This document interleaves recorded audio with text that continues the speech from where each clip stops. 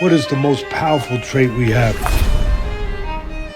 You need power, speed. Let your imagination do the rest.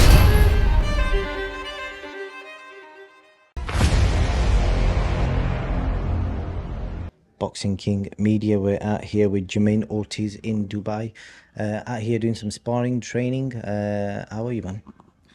Uh, uh, I'm doing good, man.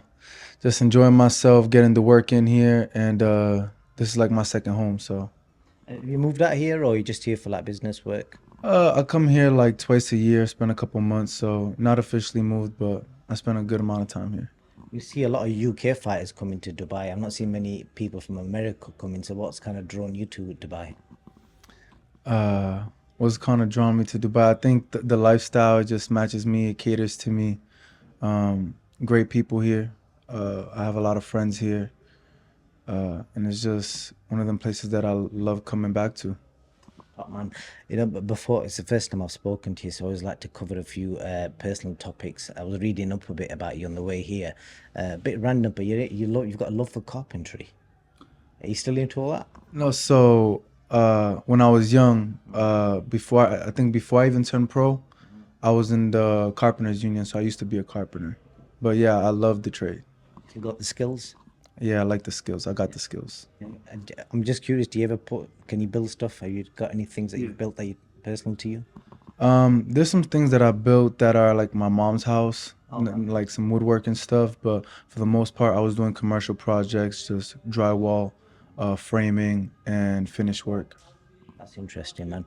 And I was watching that old feature of yours from years ago, and I saw your daughter used to come to the boxing gym. Have you got any more kids, or just the one No, daughter? just one. Just one. Okay. Has she still got the love for the boxing? I don't think she got the love for the boxing. No, no. Good stuff, man. The reason I wanted to do that bit of an intro was because obviously the UK fans, first time I've interviewed you. So most of the fans will know you from the two big fights you've had in your career, Lomachenko, Teofimo. What's the biggest reflections have you took away from them two fights personally? How important them championship rounds are. Them last rounds are very vital. Those were my big takeaways. When it comes to the experience, I always knew I was a top dog. I always knew I would be the best. And the learning experience was definitely just how I handled those last championship rounds. That Teo fight was an interesting one because obviously, whilst the cards were quite unanimous, a lot of the people gave you a lot of the rounds as well. But then obviously, there was a lot of criticism with it as well because they felt you didn't engage enough. So, what did you kind of take? Like, how did you deal with that basically?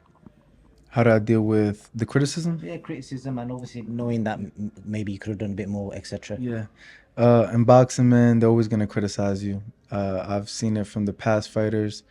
They'll love you, they'll hate you, and I think the more people that criticize you creates more engagement on social media. So that always works in your favor. Doesn't matter if it's good love or bad love. As long as the attention is being put out there, it's better than none.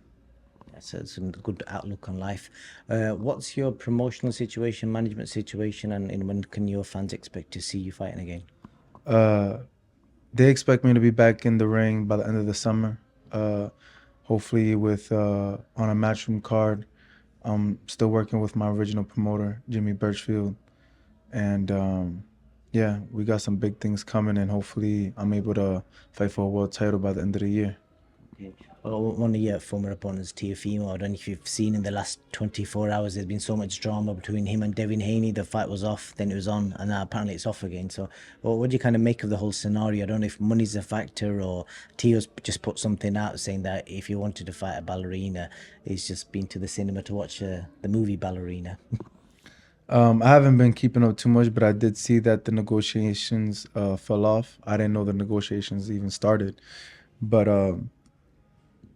I don't know what's up with Tio, man. You know, he be all over the place. I think from what I last read was that it was a weight issue, that he wanted to fight at 140. Devin wanted to fight at 147. They agreed to a middle ground of 145, but Teofimo is here calling out Crawford and Boots at 147. So I don't know what his reason is for not just fighting at 147 if that's the division he uh, aspires to enter. Yeah, I think the initial thing was he asked, he was supposed to get paid a certain amount of money for Jaron Ennis, but I think Jaron refused to fight him, and then he wanted the same money to fight Devin. So I don't know if he's getting the same money, but that was the original issue. Yeah, I'm not sure.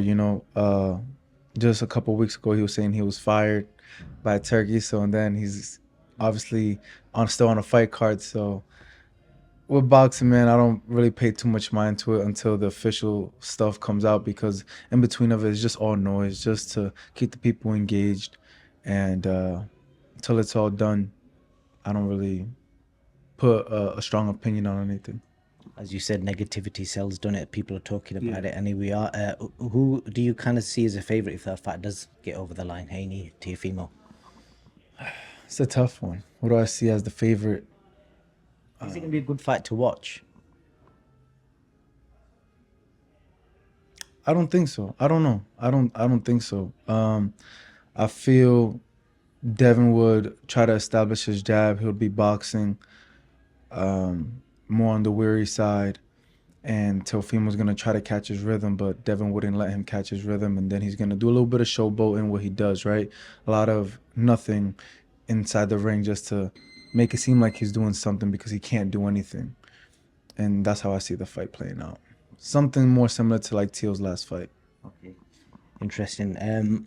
Before I let you go, I've got to ask you. You said you're due to fight soon. Is there any particular names? Another warm-up fight? What are we expecting? No, but I think it's gonna be a good opponent. Probably top 10, and this is a fight that is gonna line me up for a world title shot. So that's super lightweight.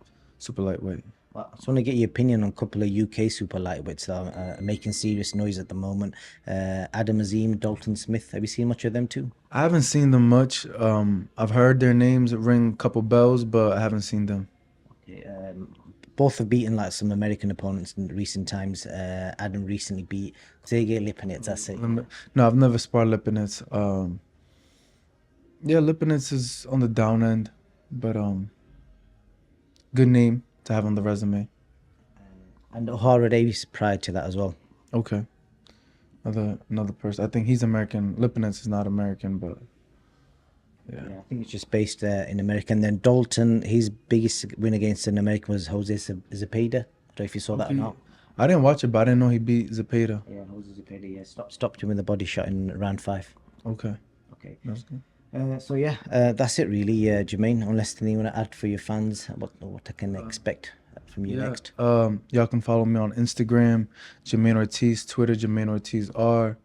You guys want to see some behind the scenes exclusive content? Check out my YouTube channel, Jamaine Ortiz, and expect to see me back in the ring by the end of the summer. Big things is coming, and I'm coming for the whole division. So just be prepared, be patient, and y'all will see me very soon. Thank you very much. What is the most powerful trait we have? You need power, speed. Let your imagination do the rest.